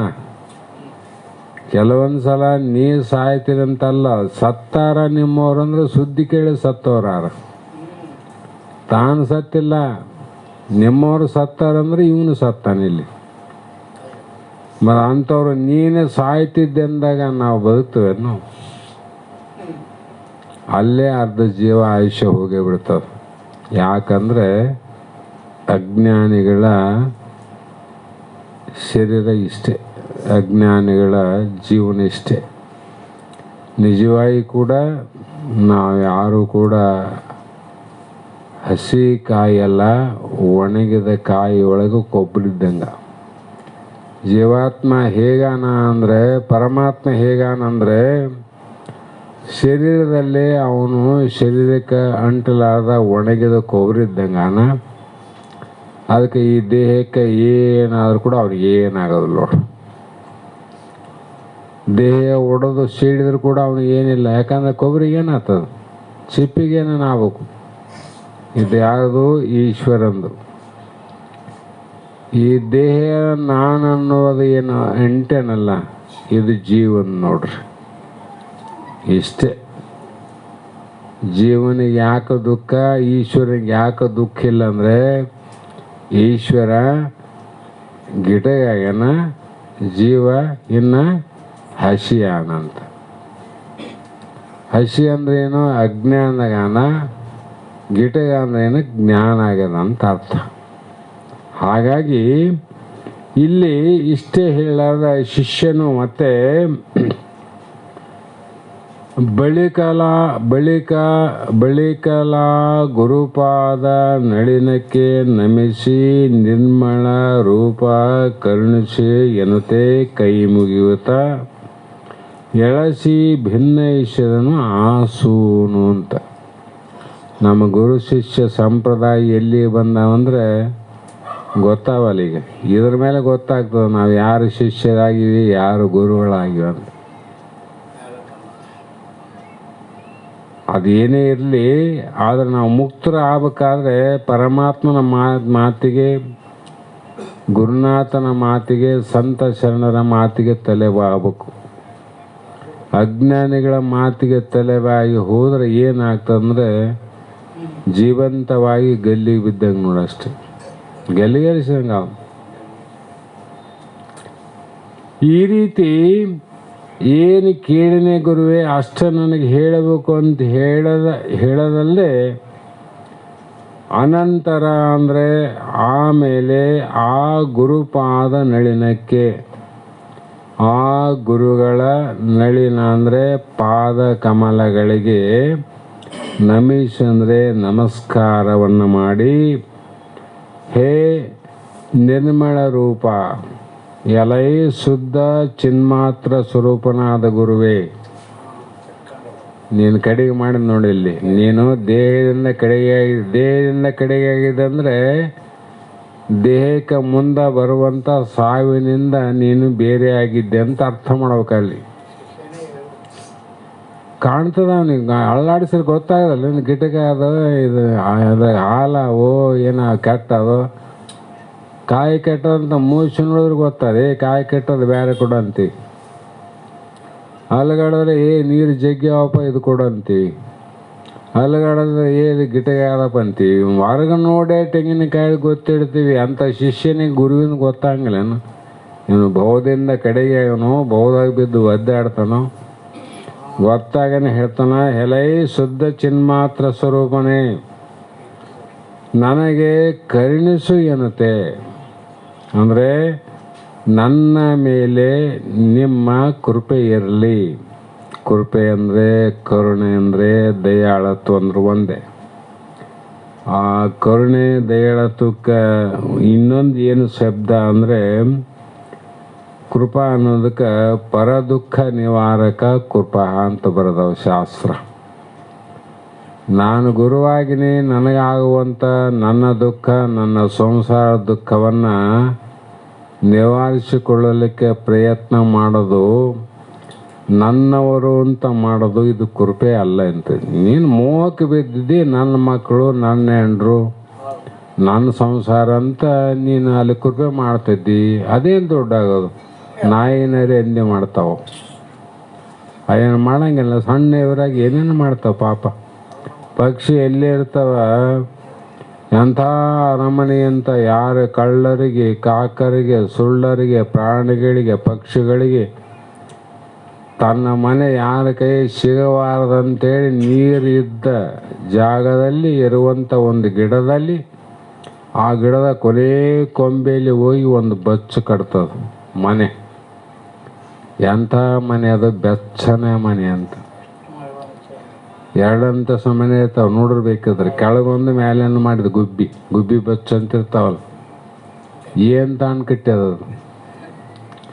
ಬರೀ ಅಲ್ಲಿ ಇಲ್ಲಿ ಕಸವನ್ನು ತಗೊಂಡು ಅಂಥ ಮನೆಯನ್ನು ಕಟ್ಟಿ ತನ್ನ ಮುಂದೆ ತನ್ನ ಮಕ್ಕಳು ತತ್ತಿಯನ್ನಿಟ್ಟು ಮರಿಯನ್ನು ಎಬ್ಬಿಸಿದಾಗ ತನ್ನ ಮರಿಗಳಿಗೆ ಯಾವುದೇ ಪ್ರಾಣಿಯಿಂದಾಗಲಿ, ಹದ್ದಿನಿಂದಾಗಲಿ, ಮನುಷ್ಯನಿಂದಾಗಲಿ, ಹಾವಿನಿಂದಾಗಲಿ ಅನಾಹುತ ಆಗಬಾರದಂತ ನೀರಿನಲ್ಲಿರ್ತಕ್ಕಂಥ ಗಿಡಕ್ಕೆ ಅದು ಕೊನೆ ಟೊಂಗಿ ಯಾರು ಹೋಗಿರಬಾರ್ದು. ಒಂದು ವೇಳೆ ಏರಿದ್ರು ಕೂಡ ಅಲ್ಲಿ ಯಾರು ಹೋಗೋಕ್ಕಾಗಿರಬಾರ್ದು. ಹೋಗೋ ಪ್ರಯತ್ನ ಮಾಡಿದ್ರೆ ಅವ್ರು ಬಿದ್ದ ಬಿಡ್ಬೇಕು ನೀರಿನಾಗ. ಅಂಥ ರಕ್ಷಣೆ ಪೂರ್ವಕವಾಗಿ ಕಟ್ಟಿ ತನ್ನ ಮರಿ ಹುಟ್ಟಿದ ತಕ್ಷಣ ಅದಕ್ಕೆ ಯಾರು ನೀರು ಹಾಕೋರಿಲ್ಲ, ಬಿಸಿ ನೀರು ಹಾಕೋರಿಲ್ಲ, ಕಾವು ಕೊಡೋರಿಲ್ಲ, ಬೆಂಕಿ ಹಾಕೋರಿಲ್ಲ, ಏನು ಸೂಲುಗೆತ್ತಿ ಇಲ್ಲ. ಇನ್ನೊಬ್ರು ಯಾರಿಲ್ಲ. ತಕ್ಷಣ ಹಾರಿ ಹೋಗ್ತದೆ. ಎಲ್ಲೋ ಇರುವಂಥ ಕಾಳನ್ನು ತಾನು ಒಂದೆರಡು ತಿಂದು ಮತ್ತೆ 2 ಕಾಳನ್ನು ತನ್ನ ಕುಕ್ಕಟದಲ್ಲಿ ಬಾಯಲ್ಲಿ ಕೊಕ್ಕಿನ ಹಿಡ್ಕೊಂಬರ್ತದೆ. ಬರೋರೊಳಗಾಗಿ ಅರ್ಧ ಸಣ್ಣ ಮಾಡ್ತದೆ, ಪುಡಿ ಮಾಡ್ತದೆ. ಹಾರಿ ಬರೋರೊಳಗೆ 2-3 ಹೋಳಾಗಿರ್ತದೆ. ಯಾಕಂದರೆ ಅದು ಬಚ್ಚಿನ ಹೊರಗೆ 2 ಕಾಲಿಟ್ಟು ಕೂ ಅಂದಾಗ ಮರಿಗಳು ಬಾಯ್ತಿರ್ತಾವೆ. ಆ ಮರಿಗಳ ಬಾಯಿಗೆ ತನ್ನ ಬಾಯಲ್ಲಿರ್ತಕ್ಕಂಥ ಕಾಳಿನ ಕಣಗಳನ್ನು ಆ ಮರಿಗಳ ಬಾಯಲ್ಲಿ ಹಾಕಿ ರಕ್ಷಣೆ ಮಾಡ್ತವೆ. ಮತ್ತು ಅದಕ್ಕೆ ಕೃಪೆ ಕರುಣೆ ಆದಂತಿದ್ದೋ ಇಲ್ಲಂತಿದ್ದೋ? ದಯ ಆದಿಲ್ಲ. ಇಲ್ಲಿ ಆ ದಯ ಉಪಯೋಗ ಬರೋಲ್ಲ. ನಿನ್ನವರಿಗಾಗಿ ನೀ ಮಾಡೋದೇನು ದೊಡ್ಡ ಮಾತು? ಗುಬ್ಬಿ ಮಾಡ್ತದ, ಪಕ್ಷಿ ಮಾಡ್ತದ, ಪ್ರಾಣಿ ಮಾಡ್ತದ. ಪರ ದುಃಖ ನಿನ್ನವರಾಗಿರಬಾರ್ದು, ನಿನ್ನ ಸಂಬಂಧಿಕರಾಗಿರಬಾರ್ದು. ಪರರು ಅಂದರೆ ನಿನಗೆ ಯಾವುದೇ ರೀತಿಯ ಸಂಬಂಧ ಇಲ್ಲದಂಥ ಯಾವುದೇ ಜೀವಿ ದುಃಖದಿಂದ ಬಂದಾನಂದಾಗ ಅವನ ದುಃಖವನ್ನು ನಿವೃತ್ತಿ ಮಾಡುವಂಥ ಗುಣ ಯಾರೆಲ್ಲ ಅದ ಅವರಿಗೆ ದಯಾಮೂರ್ತಿ, ಕರುಣಾಮೂರ್ತಿ, ಕೃಪಾಕರ ಅಂತ ಕರೆದವ ಶಾಸ್ತ್ರ. ನಾವು ಇಲ್ಲಿ ಇದು ನಡೆಯಂಗಿಲ್ಲ, ಪ್ರಪಂಚಕ್ಕೆ ಇದು ಏನು ಸಂಬಂಧ ಇಲ್ಲಿದು. ಅಂಥ ಗುರುವಿಗೆ ಕರುಣಿಸೋ ಎನತೆ ಮತ್ತೆ ಕೈ ಮುಗಿಯುತ್ತಾ, ಮತ್ತೆ 2 ಕೈಯನ್ನು ಮುಗಿದು ಮತ್ತೆ ಎಳಸಿ ಅಂದರೆ ಆತನಲ್ಲಿ ಮನೋಪೂರ್ವಕವಾಗಿ ತ್ರಿಕರಣ ಪೂರ್ವಕವಾಗಿ ಇಚ್ಛೆಯನ್ನು ಮಾಡಿ ಆ ಶಿಷ್ಯ ಭಿನ್ನ ಇಷ್ಟನು ಅಂದರೆ ಮತ್ತೆ ಕೇಳಿಕೊಂಡನು. ಏನು ಕೇಳಕತ್ತಾನೆ ಇಲ್ಲಿ? ಎಲ್ಲೆಲ್ಲಿ ಕೇಳಿದ ಸುದ್ದಿ, ನನಗೆ ಹೆಂಡ್ರು ಕೊಡಪ್ಪ, ಮಕ್ಕಳು ಕೊಡು, ಹೊಲ ಕೊಡು, ಧನ ಕೊಡು, ಮನೆ ಕೊಡು, ಮಠ ಕೊಡು ಅಂತ ಇಲ್ಲಿ ಶಿಷ್ಯ ಯಾವ ಗುರುವಿನ ಕೇಳಿಲ್ಲ. ಅವನು ಕೇಳೋದು ಒಂದೇ, ಗುರುವೇ ನನಗೆ ಮುಕ್ತಿ ಬೇಕಾಗದ, ಮುಕ್ತಿಯನ್ನು ಕೊಡು ಅಂತ ಕೇಳುವನು ಶಿಷ್ಯ. ಮುಕ್ತಿಯನ್ನು ದಯಪಾಲಿಸುವನೇ ಗುರು. ಇದು ಗುರು ಶಿಷ್ಯರ ಸಂಬಂಧ. ಇದು ಗುರು ಶಿಷ್ಯರ ಸಂಬಂಧ. ಹಾಗಾಗಿ ಹೇ ಗುರುದೇವ, ಆ ಸರಸಿಜ ಶಿಷ್ಯನು ಗುರುಗಳ ಪಾದ ಕಮಲಗಳಿಗೆ ಸಾಷ್ಟಾಂಗ ನಮಸ್ಕಾರವನ್ನು ಮಾಡಿ, ಮೊದಲು ಸಾಷ್ಟಾಂಗ, ಹೇ ಶುದ್ಧ ಚೈತನ್ಯ ಸ್ವರೂಪನಾದ ಸದ್ಗುರುನಾಥನೇ ಎಂದು ಆ ಗುರುಗಳನ್ನು ಸ್ತುತಿಸಿ ನನ್ನ ಮೇಲೆ ಕೃಪೆಯನ್ನು ಮಾಡಲೇಬೇಕಂತ ಬೇಡಿಕೊಳ್ಳುತ್ತಾ ಪ್ರಶ್ನೆಗಳನ್ನು ಮಾಡುವಂಥವನಾದ. ಏನು ಪ್ರಶ್ನೆ ಅಂದರೆ, ಹೇ ಗುರುವೇ, ಜೀವನು ಹೃದಯ ಕಮಲದಲ್ಲಿ ಸಂಚಾರ ಮಾಡ್ತಾನಂತ ಹೇಳಿರಿ. ಯಾವಾಗ? ಮೊದಲೇ ಹೇಳಿರಿ. ಹಾಗೆ ಅವನು ಸಂಚಾರ ಮಾಡೋಕ್ಕೆ ಏನೇನು ಕಾರಣ ಇರಬೇಕಲ್ಲ. ನೀವು ಅಲ್ಲಿದ್ದಿಲ್ಲಿಗೆ ಬಂದರೆ ಕಾರಣ ಇಲ್ಲದೆ ಬಂದರೆ ಏನು ಶಾಸ್ತ್ರ ನಡೀತದ, ಹೋಗ್ಬೇಕಂತ ಕಾರಣ ಇಟ್ಕೊಂಡ ಬಂದಿರಿ. ಇನ್ನೊಬ್ಬರು ಅಲ್ಲಿ ತಿರುಗಾಡ್ತಾರ, ಅಲ್ಲಿ ಹೋಗ್ಯಾರ, ಅವರು ಕೂಡ ಏನೋ ಕಾರಣ ಆದಂತ ಹೋಗ್ಯಾರ. ಮತ್ತೊಬ್ಬರು ಹೋಗ್ಯಾರ, ಅವರು ಏನೋ ಕಾರಣಕ್ಕಾಗಿ ಹೋಗ್ಯಾರ. ಯಾವ ಜೀವಿಗಳು ಕೂಡ ಕಾರಣ ಇಲ್ಲದೆ ಕಾರ್ಯವನ್ನು ಮಾಡಂಗಿಲ್ಲ. ಸುಮ್ಮನೆ ತಿರುಗಾಡಿದ್ರೆ ಹುಚ್ಚನ್ನಂಗಿಲ್ಲ. ಮಲ್ಲ ಹೋಗಿ ಏನು ನೋಡಿ ಕಲ್ಲನ್ನು ನೋಡಿ ಬಂದ್ರೆ ಏನು ಅರ್ಥ? ಮಲ್ಲ ಹೋಗಿ ಕಲ್ಲನ್ನು ನೋಡಿ ಬಂದ್ರೆ ಅರ್ಥ ಏನು ಅದಕ್ಕೆ? ಅದರಂಗ ಯಾರೂ ಕಾರಣ ಇಲ್ಲದೆ, ಪ್ರಬಲವಾದ ಕಾರಣ ಇಲ್ಲದೆ ಯಾರೂ ಕಾರ್ಯವನ್ನು ಮಾಡಂಗಿಲ್ಲ, ಸುಮ್ಮನೆ ತಿರುಗಾಡಂಗಿಲ್ಲ. ಆ ರೀತಿ ಇವನು ತಿರುಗಾಡಲಿಕ್ಕೆ ಏನು ಕಾರಣ? ಅದನ್ನು ಮತ್ತು ಸ್ವಂತ ತನ್ನ ಸ್ವಇಚ್ಛೆ ಕಾರಣದಿಂದ ಹೊಂಟನೋ, ಬೇರೆಯವರ ಕಾರಣದಿಂದ ಇವನು ತಿರುಗಾಡಕತ್ತನು. ಏನಪ್ಪ ಯಜಮಾನ ಇಲ್ಲಿ ಯಾಕೆ ಬಂದಿ? ಇಲ್ಲಪ್ಪ ನಂದೇನು ಕೆಲಸ ಇದ್ದಿಲ್ಲ, ಬೇರೆಯವ್ರ ಕೆಲಸ ಇತ್ತು ಅದಕ್ಕೆ ಬಂದಿ ಅಂತೀವಿಲ್ಲ. ಅವು ಅಂದ್ರೆ ಏನು ಅರ್ಥ ಆಯಿತು? ಅವನ ಕೆಲಸ ಅಲ್ಲ, ಇನ್ನೊಬ್ಬರ ಕೆಲಸಕ್ಕೆ ಬಂದನಂತ ಅರ್ಥ ಆಯಿತು. ಕೆಲವು ಸಲ ಇನ್ನೊಬ್ಬಂದು ಕೇಳಿದ್ರೆ ಇಲ್ಲಪ್ಪ ನಂದು ಸ್ವಲ್ಪ ಕೆಲಸ ಇತ್ತಂತಾನು. ಇವಂದೇನಾಯಿತು?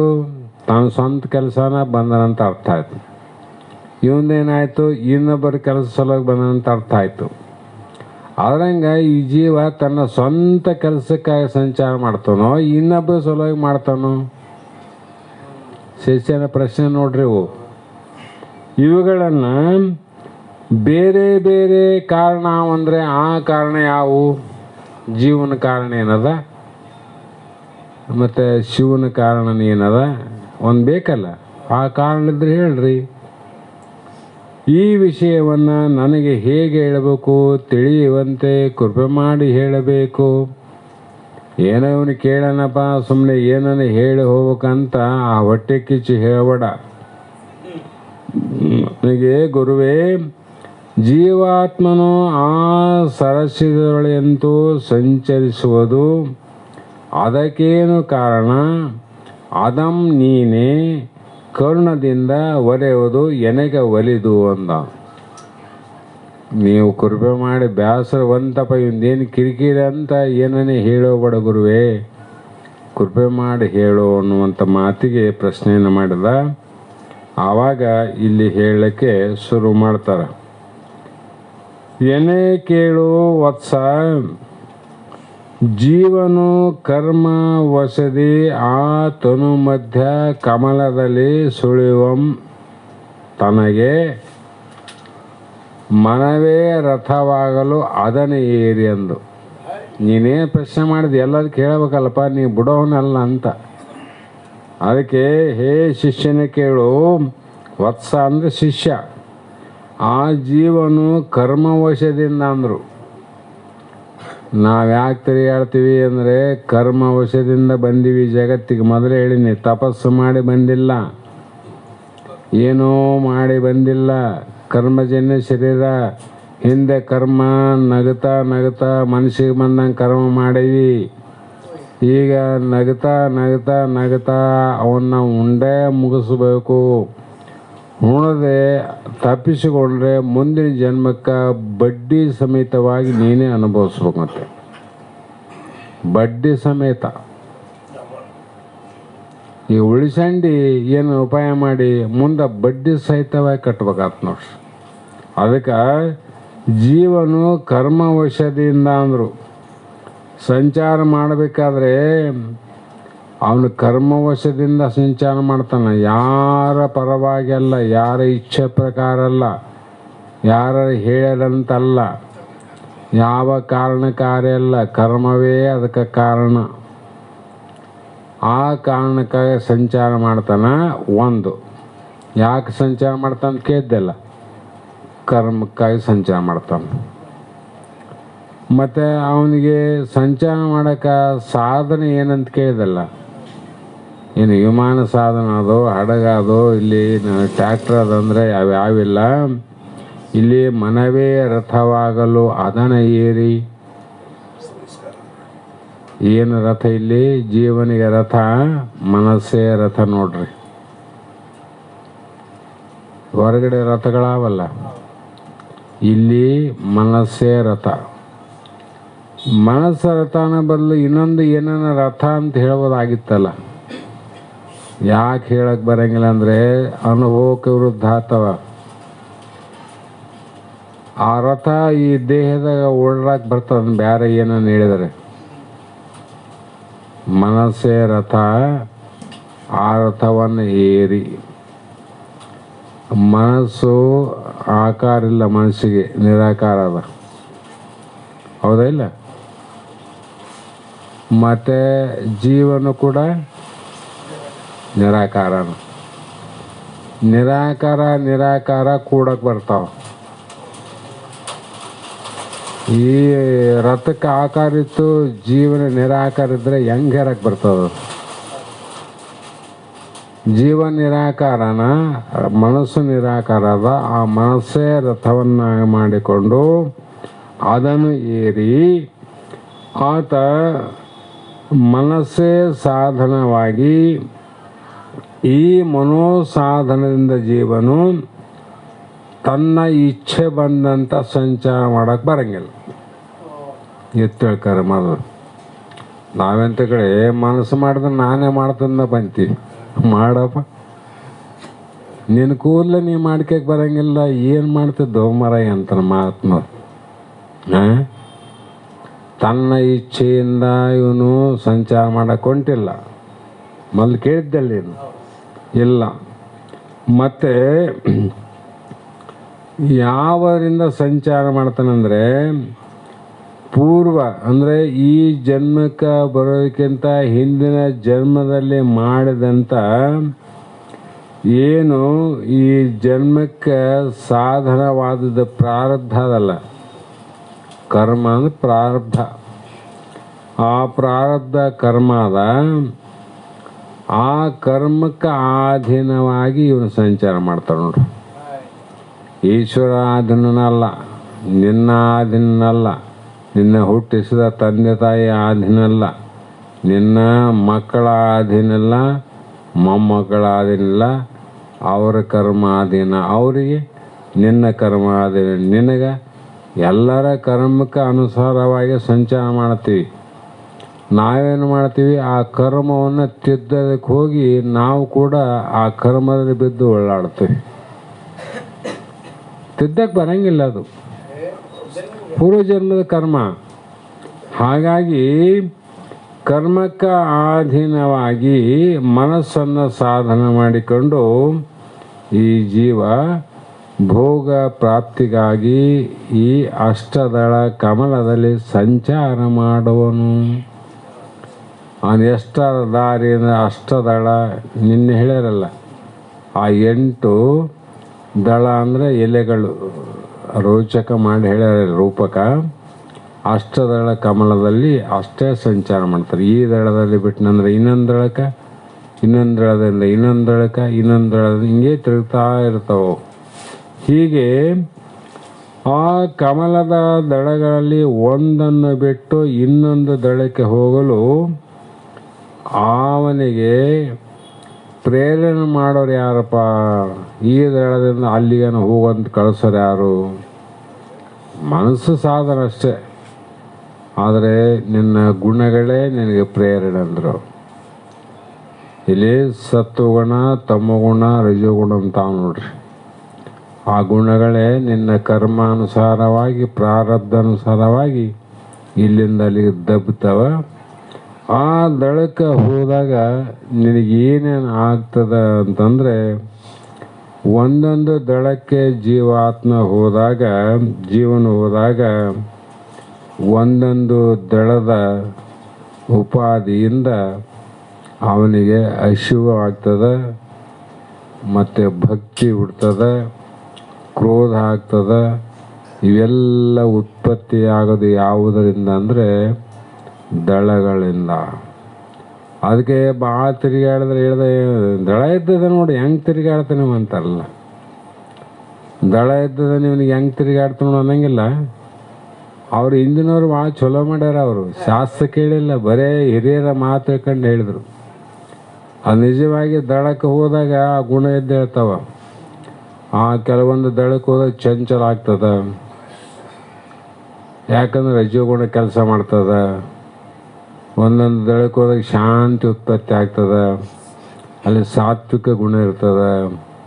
ಒಂದೊಂದು ದಳಕ್ಕೆ ಹೋದಾಗ ಏನು ತಿಳಿಯಾದಂಗೆ ಆಗ್ತದ, ಹುಚ್ಚಾದಂಗೆ ಆಗ್ತಾನ, ತಮೋ ಗುಣ ಇರ್ತದೆ. ಹೀಗೆ ಆ ದಳಗಳಲ್ಲಿ ಏನೇನು ಆಗ್ತವ, ಯಾವ್ಯಾವ ದಳದಿಂದ ಜೀವನಿಗೆ ಯಾವ್ಯಾವ ಅನುಭವ ಆಗ್ತದೆ ಅನ್ನುವ ಮಾತನ್ನು ನಾಳೆ ನುಡಿಯಲ್ಲಿ ನಾವು ನೀವು ವಿಚಾರ ಮಾಡೋಣ ಅನ್ನುವಂಥ ಮಾತನ್ನು ಹೇಳಿ ಇವತ್ತಿನ ಮಂಗಲ ಗೀತೆಯನ್ನು ನಮ್ಮ ಸದ್ಗುರು ಬಸವಾನಂದರ ವೇದಾಂತ ಬೆಳಗದ ಒಬ್ಬರಾದಂಥ ಶ್ರೀಮತಿ ಶೈಲಶ್ರೀ ಸುಭಾಷ್ ತಲ್ಲಗಟ್ಟೆಯವರು ಮಂಗಲ ಗೀತೆಯನ್ನು ಹಾಡಿದ ನಂತರ ಇವತ್ತಿನ ವಾಕ್ ಪುಷ್ಪಗಳನ್ನು ಗುರುಪಾದಕ್ಕೆ ಸಮರ್ಪಿಸಿ ನಾವು ನೀವು ಧನ್ಯರಾಗೋಣ ಅಂತ ಮಾತನ್ನು ಹೇಳಿ ಪ್ರಾರಂಭ ಮಾಡ್ರಿ.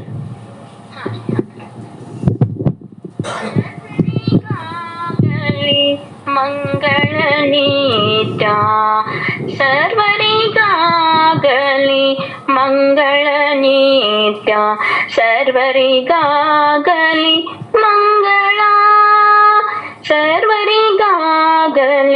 ಮಂಗಳ ನಿತ್ಯ ಸರ್ವರಿಗಾಗಲಿ ಮಂಗಳ ಪ್ರಣವಕ್ಕೆ ಮಂಗಳ ಪ್ರಥಮದಿ ಮಂಗಳ ಪ್ರಣವಕ್ಕೆ ಮಂಗಳ ಪ್ರಥಮದಿ ಮಂಗಳ ಪ್ರಣವ ಕೋರೆಗೆ ಮಂಗಳ ಪ್ರಣವ ಪಂಚಾಕ್ಷರಿ ರೂಪಂಗೆ ಮಂಗಳ ಪ್ರಣವ ಪಂಚಾಕ್ಷರಿ ರೂಪಗೆ ಮಂಗಳ ಪ್ರಣವ ಸುನಾದಿಗೆ ಮಂಗಳ ಪ್ರಣವ ಸುನಾದಿಗೆ ಮಂಗಳ ಸರ್ವರಿಗಾಗಲಿ ಮಂಗಳ ನಿತ್ಯ ಸರ್ವರಿಗಾಗಲಿ ಮಂಗಳ ನಿತ್ಯ ಗುರುವಿಗೆ ಮಂಗಳ ಶಿಷ್ಯಗೆ